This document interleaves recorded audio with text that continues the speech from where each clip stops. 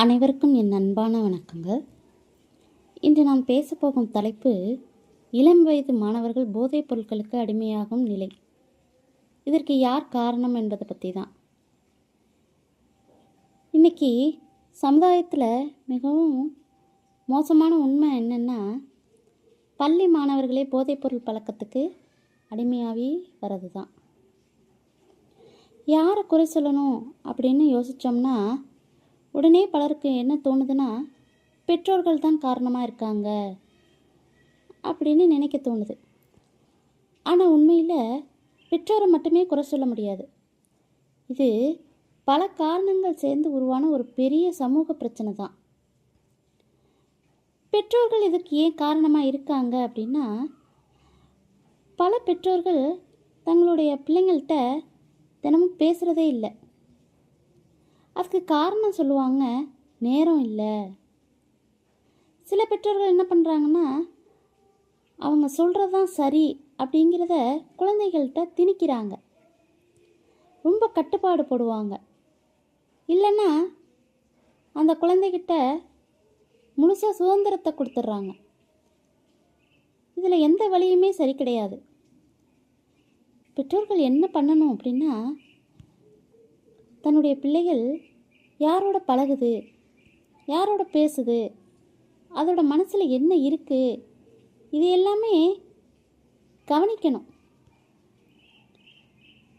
அதாவது மதிப்பெண், படிப்பு இதெல்லாம் முக்கியம்தான், இல்லைன்னு இல்லை. ஆனால் அது மட்டுமே முக்கியம், மற்ற எதுவுமே முக்கியம் இல்லை அப்படின்னு நினைக்கக்கூடாது.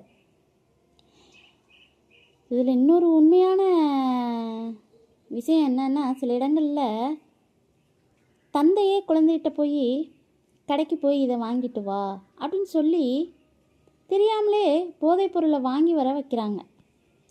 அது அந்த குழந்தைக்கு என்னன்னு தெரியாது.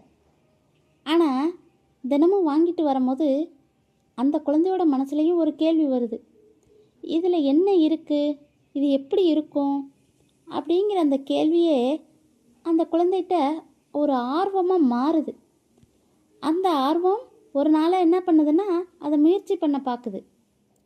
ஒரு தடவை முயற்சி பண்ணுது, அதுக்கப்புறம் அதுவே பழக்கமாகுது. அதுக்கப்புறம் அந்த பழக்கத்துலேருந்து வெளியில் வர முடியாத ஒரு போதைப் பொருளுக்கு அடிமையாகுது. இதுதான் அந்த குழந்தைக்கு ஒரு ஆபத்தான தொடக்கமாக இருக்குது. சமுதாயத்தை எடுத்துக்கிட்டோம்னா, அந்த குழந்தைய வச்சு என்ன சொல்லுவாங்கன்னா, இவனுடைய அப்பா குடிக்கிறானா, இவன் ஏன் இப்படி இருக்கான், சரியாகவே படிக்க மாட்டேங்கிறான், ஒரு நல்ல சட்டை கூட போட மாட்டானா, இப்படின்னு நிறைய கேலிகள், கிண்டல், அவமானம் இது எல்லாத்தையுமே பார்த்து பார்த்து அந்த குழந்தை என்ன பண்ணுது, வெளியில் சிரித்த மாதிரி இருந்துக்கிட்டாலும் உள்ளுக்குள்ளே ரொம்ப உடஞ்சி போயிடுது. இந்த வழியிலேருந்து தப்பிக்க என்ன பண்ணணும் அப்படின்னு யோசித்து தவறான வழியை தேர்வு செய்ய ஆரம்பிக்குது. அடுத்து பள்ளிகளை பற்றி பார்த்தோம்னா, பள்ளி அப்படிங்கிறது புத்தகத்தை மட்டுமே கற்றுக் கொடுக்குற இடம் கிடையாது. அந்த குழந்தைக்கு வாழ்க்கையே கற்றுக் கொடுக்கும் இடமாக இருக்கணும். ஆனால் சில நேரங்களில் மாணவர்களோட மனநிலையையும் கவனிக்காமல் விட்டுடுறாங்க. அவங்க பிரச்சனைகள் என்ன, அந்த குழந்தை எதை நினச்சி பயப்படுது, அதனுடைய கவலைகள் என்ன அப்படிங்கிறத தெரிஞ்சுக்க முடியல. அந்த குழந்தை யாரிடையுமே சொல்ல முடியாமல் உள்ளுக்குள்ளேயே வச்சுக்கிட்டு இருக்கும். குழந்தைகளுக்கும் ஆசிரியர்களுக்குமே இடையே ஒரு பெரிய இடைவெளி இருக்குது. அந்த குழந்தைக்கு ஆலோசனை சொல்கிற சூழலும் கம்மியாக இருக்குது. இதெல்லாம் ஒரு மாணவன் என்ன பண்ணுதுன்னா, ஒரு தவறான பாதைக்கு அழைச்சிட்டு போகுது.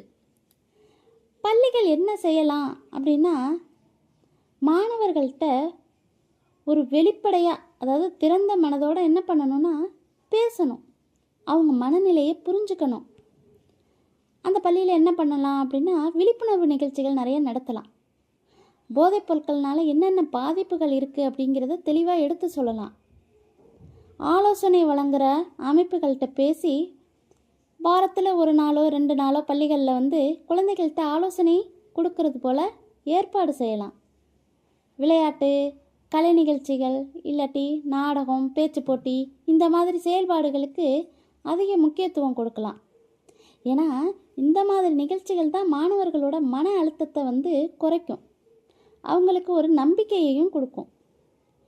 ஆசிரியர்கள் ஆசிரியர்களாக மட்டும் இல்லாமல் ஒரு வழிகாட்டியாகவும் ஒரு நண்பராகவும் இருக்கணும். மாணவன் தவறு செஞ்சாலும் அதை தண்டனையாக அந்த குழந்தைக்கு கொடுக்காம அதை எப்படி சரி செய்யலாம் அப்படிங்கிறத யோசனை பண்ணணும். அடுத்தது பார்த்திங்கன்னா மீடியா பற்றி சொல்லவே வேணாம். நிறைய திரைப்படங்கள், நாடகங்கள், இந்த சமூக வலைதளங்களை பார்த்திங்கன்னா இந்த மாதிரி போதைப் பொருளை பயன்படுத்துகிறத ஒரு ஸ்டைலாக காட்டுறாங்க. அதை பார்த்து இளம் வயது இருக்க பிள்ளைங்க என்ன பண்ணுதுன்னா, இது தப்பு இல்லை போல் அப்படின்னு நினைக்குதுங்க. ஆனால் நினைவில் வச்சுக்கோங்க, திரைப்படம் அப்படிங்கிறது ஒரு பொழுதுபோக்கு தான். வாழ்க்கை அப்படிங்கிறது ஒரு உண்மை. நண்பர்கள் பற்றி பார்த்தோம்னா, ஒரு நல்ல நண்பன் எப்படி இருக்கணும் அப்படின்னா, தன்னுடைய நண்பனுடைய வாழ்க்கையை அவன் உயர்த்துறதா இருக்கணும். அதாவது ஒரு தவறான நண்பன் என்ன பண்ணுவான், வாழ்க்கையை கெடுப்பான். ஒரு தடவை ட்ரை பண்ணுடா அப்படின்னு சொல்கிறவன் நண்பன் இல்லை. இது தப்பு, இதை செய்யாத அப்படின்னு சொல்கிறவன் தான் உண்மையான நண்பன். அதனால் குழந்தைகளை, நண்பர்களை நீங்கள் என்ன பண்ணணும்னா சரியாக தேர்வு செய்யணும். நல்ல நண்பர்கள் குறைவாக இருந்தாலும் பரவாயில்லை, நமக்கு நண்பர்கள் கொஞ்சமாக இருக்காங்க அப்படின்னு நினைக்க வேண்டாம். நல்ல நண்பர்களாக இருக்கணும். நல்ல நண்பர்களே இல்லைன்னா தனியாக இருப்பதே நல்லது. கடைசியாக பார்த்தோம்னா அரசாங்கம் போதைப்பொருள் இந்த காலத்தில் ஈஸியாக கிடைக்குது அப்படின்னா அதை தடுக்க வேண்டிய இடத்துல ஏதோ ஒரு குறைபாடு இருக்குதுன்னு தான் அர்த்தம். சட்டங்கள் இருக்குது, இருந்து என்ன பண்ணுறது, அதை ஆனால் என்ன பண்ணலை, கடுமையாக செயல்படுத்தலை. முடிவாக என்ன சொல்ல வரோம் அப்படின்னா, இந்த பிரச்சனைக்கு ஒரே காரணம் அப்படின்னு சொல்ல முடியாது. இதில் பல காரணங்கள் இருக்குது. மேலே சொன்ன மாதிரி பெற்றோர்கள், பள்ளி, மீடியா, நண்பர், அரசு எல்லாருமே இந்த அதுக்கு பொறுப்புடையவர்கள். நான் என்னுடைய ஆலோசனை இந்த வரியோட முடிக்கலான்னு இருக்கேன். குழந்தையை பாதுகாக்க வேண்டியது யாருன்னா பெற்றோருடைய கடமை. அந்த குழந்தையை நல்ல வழியில் வழிகாட்டுவது பள்ளிகளின் கடமை. சரியான முடிவெடுப்பது மாணவர்களுடைய பொறுப்பு. இது எல்லாத்தையுமே பாதுகாப்பது சமூகத்தின் கடமை அப்படிங்கிறது தான் என்னுடைய ஆலோசனையாக இருக்கும். மாணவர்களே, நாளைய சமுதாயம் உங்கள் கையில் இருக்குது அப்படிங்கிற நம்பிக்கையில் இந்த காணொளியை நான் வெளியிடுறேன்.